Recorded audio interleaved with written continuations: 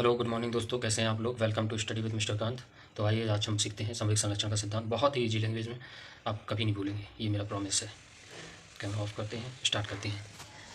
तो देखिए, संवेग संरक्षण का सिद्धांत। तो पहली बात मैं आपको बता दूं कि इससे पहले कि अगर आपने 2 क्लासेस नहीं की हुई हैं तो कृपया करके आप वो क्लासेस ज़रूर कीजिएगा। अगर आप वो क्लासेस ज्वाइन करते हैं तो आपको ये चीज़ पूरी क्लियर हो जाएगी, अदरवाइज़ ये चीज़ आपको समझ में आने वाली नहीं है।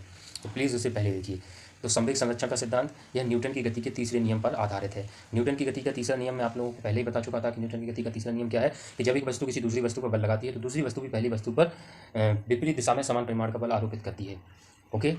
और मैं संवेग भी बता चुका था कि जब कोई अन्य द्रव्यमान की वस्तु भी वेग से गति करती है तो उसका कुल संवेग जो होता है उसके वस्तु के द्रव्यमान तथा वेग के गुणनफल को हम संवेग कहते हैं। ये चीज़ मैं एक्सप्लेन कर चुका था।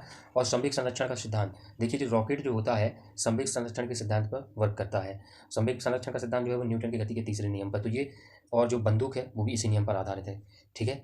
इसके बाद संवेग संरक्षण का सिद्धांत क्या है, चलिए इस फिगर पे आते हैं, इसको समझते हैं।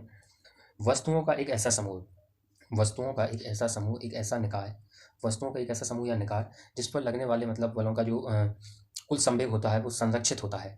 संरक्षित का मतलब ये होता है कि टक्कर से पहले और टक्कर के बाद इनका जो कुल संवेग होता है वो नियत होता है। तो मैंने इस तरीके से यहाँ पर डेफिनेशन भी लिख दी कि वस्तुओं के किसी निकाय या समूह पर कोई बल लग रहा हो तो टक्कर से पहले तथा टक्कर के बाद कुल संवेग नियत होता है। ठीक है। अभी मैं इसको बहुत अच्छे तरीके से इसके एक्सप्रेशन को समझाने वाला हूँ आप लोगों को।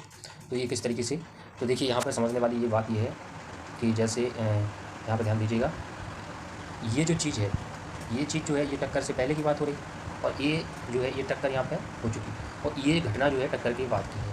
ये कब की है? टक्कर के पहले। ठीक है। और ये है तुम्हारी घटना टक्कर के बाद। ठीक है। तो मान लीजिए कोई m1 द्रव्यमान की वस्तु है, एक m2 द्रव्यमान की वस्तु है, इसका प्रारंभिक वेग u1 है, इसका प्रारंभिक वेग u2 है। ये वस्तु जो है जब चलना यहाँ से चलना स्टार्ट करती है तो ये क्या करती है, इससे टकरा जाती है। तो ये इससे टकरा जाती है तो ये इस पर F1 बल लगाती है। ठीक है। क्योंकि न्यूटन की गति का तीसरा नियम हम ऑलरेडी समझ चुके हैं कि जब एक वस्तु दूसरी वस्तु पर बल लगाती है तो दूसरी वस्तु भी दिशा में लगाएगी। तो इस पहली वाली ने इस दूसरी वाली पर ये मिलने के बाद देखो, इसने इस पर F1 लगाया और इसने देखो इस पर F1 लगाया और इसने इस पर F2 लगाया। ये ध्यान दीजिएगा, ये F2 पहली वाली वस्तु ने दूसरी वाली वस्तु पर F1 लगाया और दूसरी वाली वस्तु ने पहली वाली वस्तु पर F2 फोर्स लगाया। ठीक है। तो जिसके बाद क्या हुआ, जब ये इससे टकरानी तो इस दूसरी वाली वस्तु का जो अंतिम वेग हो वो तो V2 हो गया और पहली वाली का V1 हो गया। ठीक है। तो इतनी चीज़ क्लियर हुई कि जब कोई m द्रव्यमान की वस्तु किसी दूसरे मतलब m2 द्रव्यमान की वस्तु से टकराती है तो टक्कर से पहले और टक्कर के बाद उनका जो कुल संवेग होता है वो कैसा होता है, नियत होता है। आइए हम इसको प्रूफ करते हैं। तो चलिए समझते हैं। जैसे यहाँ पे एक चीज़ समझने वाली है, जैसे यहाँ पे ध्यान दीजिएगा कि देखो यहाँ पे इसने इस पर बल लगाया F1। ठीक है। तो इन पर अगर हम बल निकालेंगे तो F1 और अब इस डायरेक्शन की फोर्स जो होते हैं वो पॉजिटिव होते हैं और इस डायरेक्शन की फोर्स जो होते हैं वो नेगेटिव होते हैं। ठीक है। तो इस वाली वस्तु ने पहली वाली वस्तु पर जो फोर्स लगाया वो नेगेटिव हो गया। ये चीज़ क्लियर हो चुकी है आप लोगों की, आशा करते हैं मैंने बहुत बेहतरीन तरीके से एक्सप्लेन किया हुआ है, आप लोगों की ये चीज़ क्लियर हो चुकी है। तो चलिए इसको आगे बढ़ते हैं। तो जैसे ये मेरा एक्सप्रेशन निकल के आया F1 is equal to F minus F2। Okay. अभी न्यूटन की गति का जो सेकंड लॉ है, यानी न्यूटन सेकंड लॉ है, यहाँ पर न्यूटन सेकंड लॉ की हेल्प लेंगे। न्यूटन सेकंड लॉ क्या होता है, F is equal to m into a. Okay. तो यही वाला फॉर्मूला हम यहाँ पर खोलेंगे। तो ये पहली वस्तु के लिए है तो यहाँ पे आ जाएगा m1 a1। ठीक है। और ये हो जाएगा m2 माइनस लगा है। ठीक है। एक सेकेंड, ये माइनस लगा हुआ है यहाँ पे, एक सेकेंड, ये माइनस है। ठीक है। Minus m2 e2। ठीक है। अब देखिए, अभी m1 को हम m1 ही लिखेंगे। अभी हम एक्सेलरेशन यानी a is equal to formula आता है v minus u upon t. ठीक है। तो इस a की जगह लिख देंगे हम क्या, t दोनों के लिए सेम रहेगा। ठीक है। अब यहाँ पे क्या करेंगे, t जो समय जो होता है वो तो कांस्टेंट ही होता है, तो a1 की जगह लिखेंगे हम v1 minus u1 upon T, वो सॉरी टी, एंड इसकी जगह लिखेंगे माइनस m2 और v2 minus u2 upon t. ठीक है। इतनी चीज़ क्लियर हुई। चलिए अब इसको आगे समझते हैं।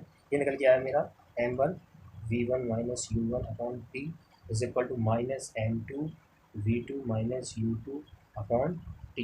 यहाँ पे देखिए टी सी टी कैंसिल हो जाएगा। अब इसका इसको मल्टीप्लाई कर देंगे तो ये आ जाएगा m1 v1 minus m1 u1 is equal to minus m2 v2 और इसका इसमें हो जाएगा तो ये माइनस माइनस प्लस हो जाएगा तो m2 u2। अब इस u2 वाले को यहाँ पर भेज देंगे और v2 वाले को इधर ले आएंगे। तो ये देखो m1 v1 plus m2 v2 is equal to m1 u1 plus m2 u2। Okay, तो इसको इधर पे लिख देंगे। चलो यहाँ पे लिखते हैं, जैसे ये निकल के आया मेरा m1u1 plus m2u2 is equal to m1v1 plus m2v2। तो ये जो प्रोसेस है ये देखो m1v1 m1u1 प्लस m2u2 और m1v1 प्लस m2v2, ये टक्कर से पहले और ये वाला एक्सप्रेशन जो है टक्कर के बाद, टक्कर के बाद। या इसको हम ये भी लिख सकते हैं कि ये जो एम वी या फिर M U is equal to नियतांक लिख सकते हैं। ठीक है, टक्कर से पहले और टक्कर के बाद। ठीक है, कुल समय कैसा है, नियत होता है। तो ये वाला जो डेरिवेशन है ये न्यूमेरिकल में बहुत ज़्यादा यूज होगा। m1u1 plus m2u2 is equal to m1v1 plus m2v2। ठीक है, ये हमारा समय संरक्षण का सिद्धांत पे जो बेस्ड न्यूटन की गति के तीसरे नियम पर आधारित जो एक डेरिवेशन था उसको मैंने यहाँ पे ड्राइव कर दिया है। लेकिन कुछ जनरल चीज़ें मैं बताने की कोशिश कर रहा हूँ जो कि आप न्यूमेरिकल में यूज़ करेंगे। तो सबसे पहले मैं आपको बता दूँ, अगर कोई वस्तु है, अगर वो विराम अवस्था में है तो इसका जो वेग u बराबर जो होगा वो g होगा। ठीक है, और अगर ये चलती है और चलकर मतलब रुकती है तो इसका जो वेग होगा उसको बोलेंगे अंतिम वेग। ये u जो होगा प्रारंभिक वेग होगा, प्रारंभिक वेग, और v जो होगा अंतिम वेग होगा।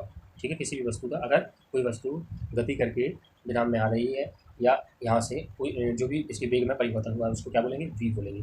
ठीक है, अब एक दो चीज़ें और देखिए, अगर दो वस्तुएं एक दूसरे के विपरीत दिशा में गति करती है। ठीक है, इस तरीके से अगर दो वस्तुएं अगर दो वस्तुएं एक दूसरे के विपरीत दिशा में गति करें तो, ठीक है, अगर दो वस्तुएं एक दूसरे, मान लीजिए इसका द्रव्यमान m1 है और इसका द्रव्यमान m2 है। ठीक है, तो अब जब ये एक दूसरे की ओर गति करेंगे तो क्या होगा, इसका मान लीजिए u1 है प्रारंभिक वेग, इसका u2 है।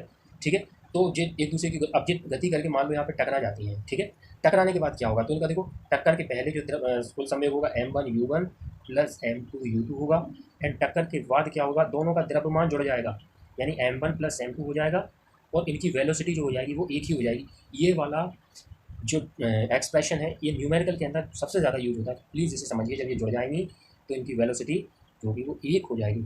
ठीक है, चलिए इतनी चीज़ समझ में आ गई। और भी मैं इससे रिलेटेड काफ़ी चीज़ें बता सकता हूँ कि किस किस तरीके से ये चीज़ें होती हैं।